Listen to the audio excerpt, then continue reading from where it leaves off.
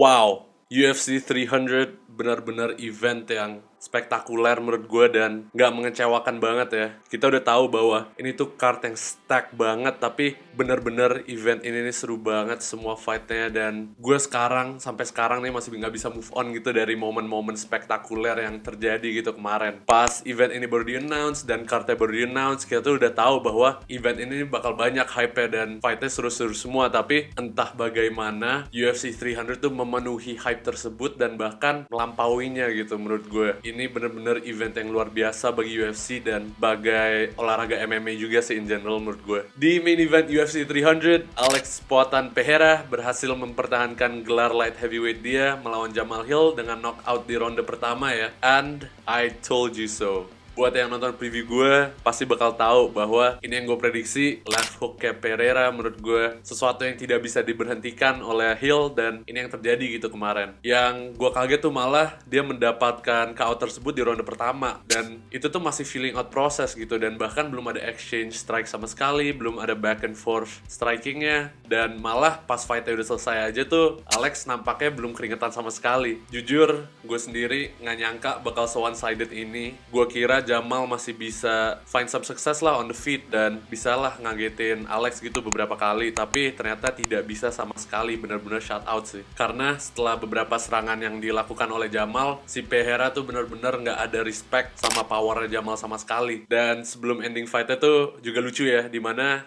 Jamal tuh nggak sengaja low blow dari low kick dia, malah si Alex tuh santai aja dan dia bilang ke Herdin nggak usah stop buat time out, dan abis itu boom, Shama left hook maut berjaya. Dengan hasil ini juga berarti bahwa Alex dapat membalas dendam kekalahan dari mentor dan teman baiknya ya, si Glover Teixeira yang selalu berada di corner dia. Dan next buat Alex, kalau gue jadi Dana White sih, karena dia nggak menyerap damage sama sekali di fight kemarin, gue bakal book dia lagi bulan depan gitu buat UFC 301. Karena itu event di Rio de Janeiro, di Brazil, di home country dia, dan menurut gue fans di Brazil deserves to have a big star on that card, karena sekarang cardnya itu tuh ya thin lah dibandingin UFC 300 atau even UFC 299. And kalau gue jadi Dana, gue bener-bener ngasih Alex Pereira siapapun yang dia mau, atau even fighter random aja gitu, just a random heavyweight, biar dia bisa knock out someone in front of his home country. Untuk Jamal, next banyak sih potential matchup yang dia bisa punya, dan mungkin gue bisa ngeliat dia fight next tuh melawan Alexander Rakic yang kalah juga di prelims-nya UFC 300, atau seorang kayak Nikita Krylov. Next di co-main event UFC 300, Zhang Weili juga berhasil mempertahankan gelarnya dia,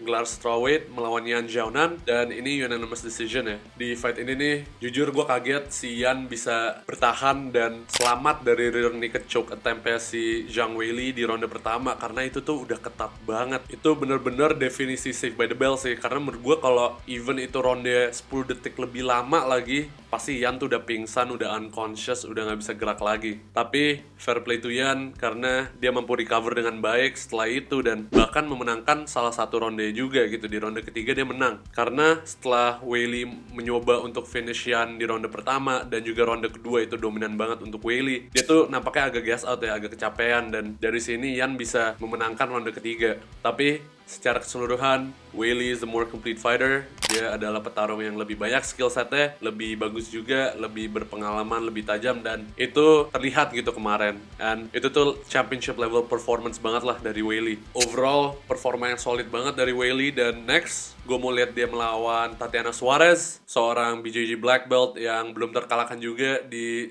olahraga mixed martial arts. Dan untuk Yan, mungkin dia bisa melawan Amanda Lemos yang mantan penantang juara dunia juga. Next, undoubtedly ini fight of the night UFC 300, mungkin udah solidify itself as fight of the year juga gitu. Ada Max Blessed Holloway yang berhasil meraih knockout melawan Justin Gaethje. And wow, ini adalah sebuah momen yang immortal ya menurut gue. Ini akan menjadi momen yang abadi, yang akan terus dimainkan, diputar ulang oleh UFC sepanjang masa. Ini benar-benar definisi baddest motherfucker yang sesungguhnya dari Max Holloway. And wow, sepanjang fight ini aja tuh Max kelihatannya smooth banget dengan semua serangan dia, dan game plan yang dia terapkan tuh hampir nggak ada lawannya dari si Justin. Max seperti yang kita tahu suka menyerang dengan cepat dengan kombinasi strikingnya, dan kecepatan ini membuat Justin tuh tidak bisa go into his rhythm selama fight ini. Bahkan di akhir ronde pertama aja tuh Max sudah mematahkan hidungnya Justin ya dengan spinning back kick dia yang timingnya tuh sempurna sekali saat Justin menunduk. Dan selama fight ini Max menunjukkan kelasnya dan membuktikan dirinya sebagai the BMF di UFC, karena sebenarnya nggak ada untungnya dia ngajak Justin untuk stand and bang dan membahayakan dirinya di detik-detik terakhir di fight ini, karena jelas Max sedang memenangkan fight tersebut gitu.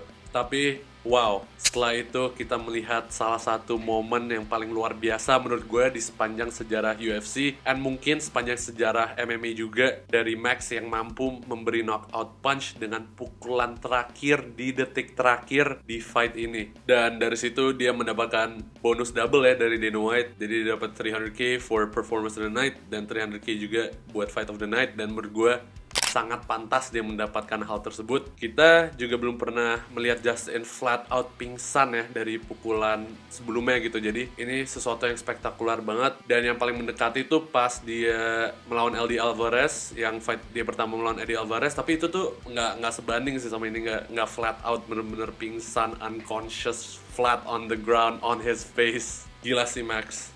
Wow, he is that guy. He is him. And credit buat Justin juga karena dia menjadi orang pertama yang memberikan Max Holloway knockdown-nya pertama sepanjang karirnya dia, dan itu juga belum pernah terjadi ya. Anyway, next buat Max Holloway, please Dana White kasih dia Ilia Topuria di Stadion Madrid, di Stadion Santiago Bernabeu, karena menurut gue itu bakal pecah banget, karena Ilia tuh star power-nya gede di Eropa, dan Max juga deserve this fight sih menurut gue. Untuk Justin, hopefully dia break yang lama dulu setelah fight ini, karena ini merupakan fight yang brutal ya bagi dia, dan next siapapun yang dilawan, gue jamin bakal seru either way. Fight lainnya di UFC 300 ada Arman Tsarukyan yang berhasil meraih kemenangan melawan mantan juara dunia Charles The Bronx Oliveira. Charles memulai fight ini dengan baik ya menurut gue, dan di ronde pertama dia tuh bahkan dapat submission juga gitu dengan guillotine yang sudah ketat banget, tapi Arman mampu bertahan dan slip out of the submission attempt. Dan setelah itu gue bisa bilang bahwa di ronde kedua dan ronde ketiga Arman nih mampu melewati fraud check ya.